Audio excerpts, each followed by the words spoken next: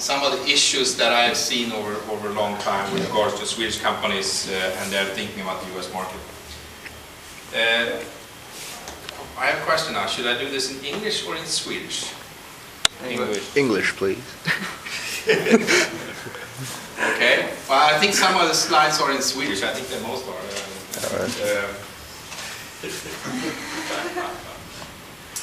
So yeah, this is who I am. Born in Uddevalla, studied in Lund. I have a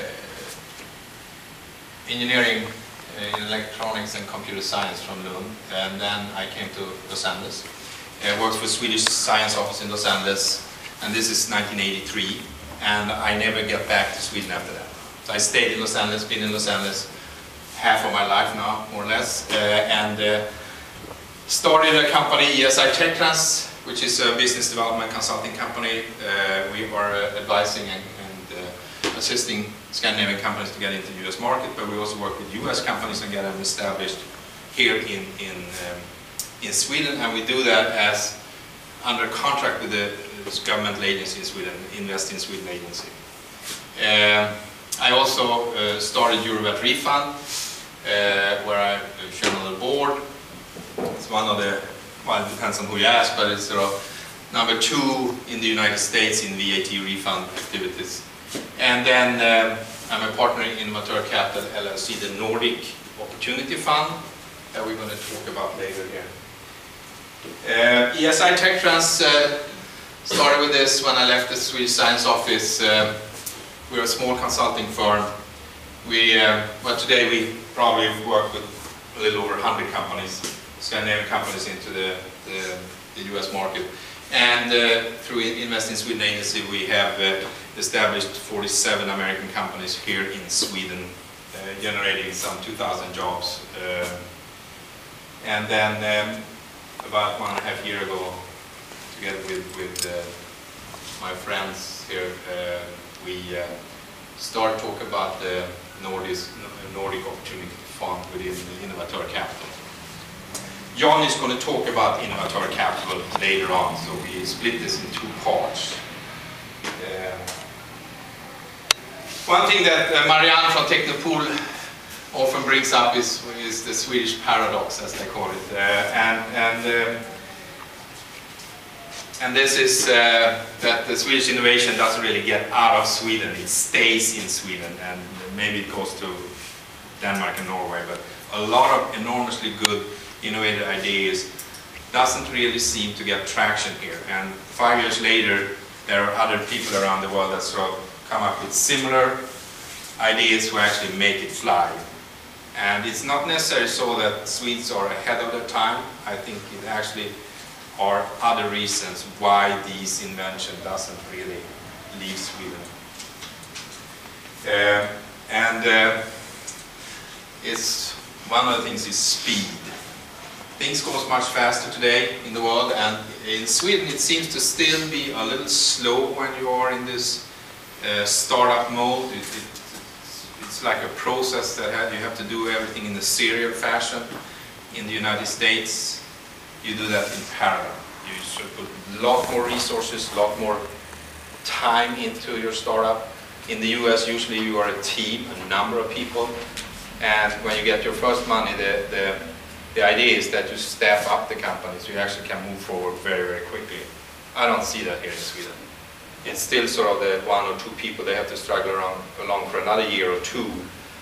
And that time is really crucial, because that might be if you're going to win or lose. Because the world is getting smaller and execution is really what matters now. The same type of ideas are happening all over the world. Internet, everyone can read the internet, everyone sort of, we are wired similar in our brains, so we get the same associations with some cultural differences depending on where we're born in the world. But more or less, ideas are popping up about the same time. So it's execution, and that's where we need to improve.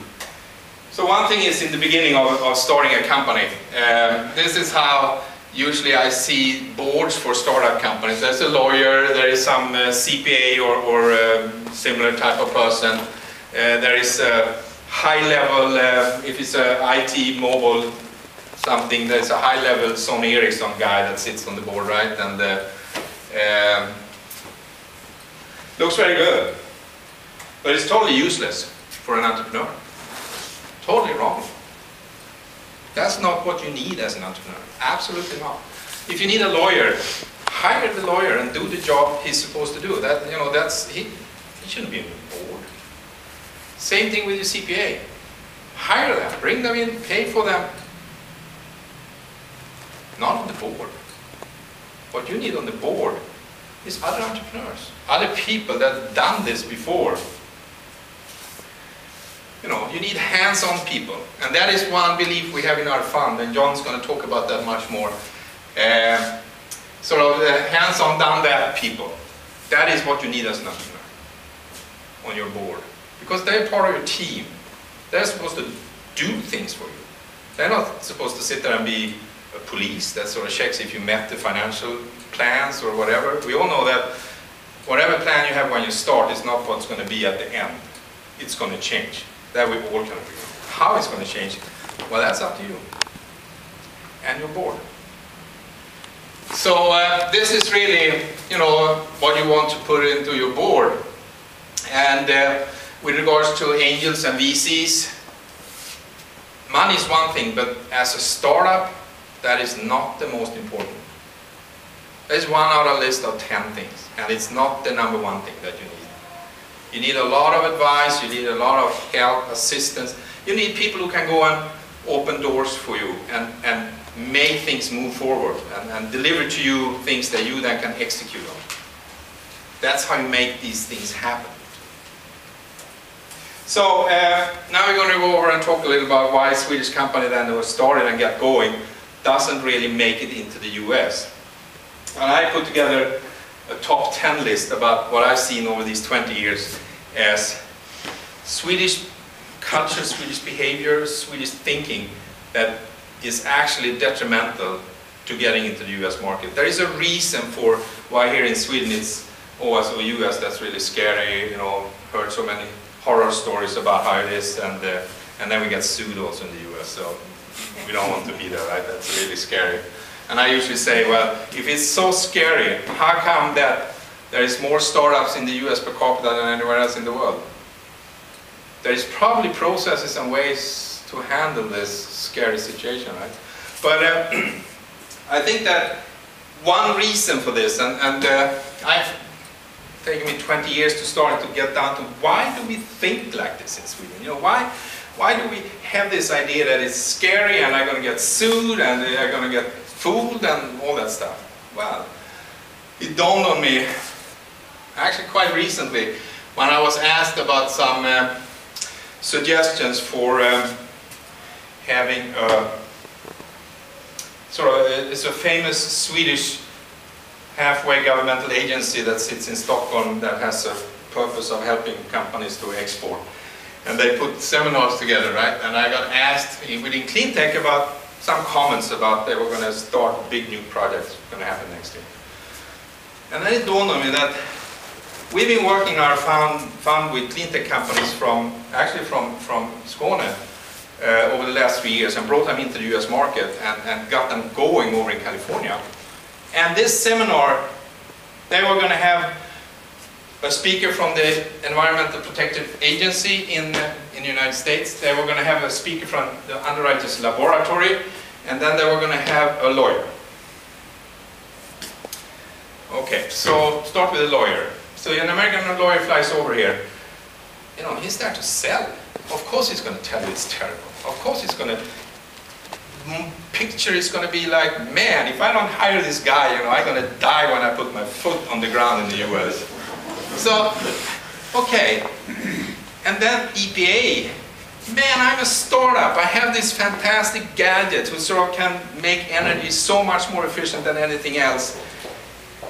EPA is not really the one I need to talk to. That's not the issue. It has no value. Underwriters Laboratory, no value. You know, there are laboratories here in Sweden that are certified for a US market, and it's sort of, it's like, you know, if you're going to start a company here in Sweden in the environment area, this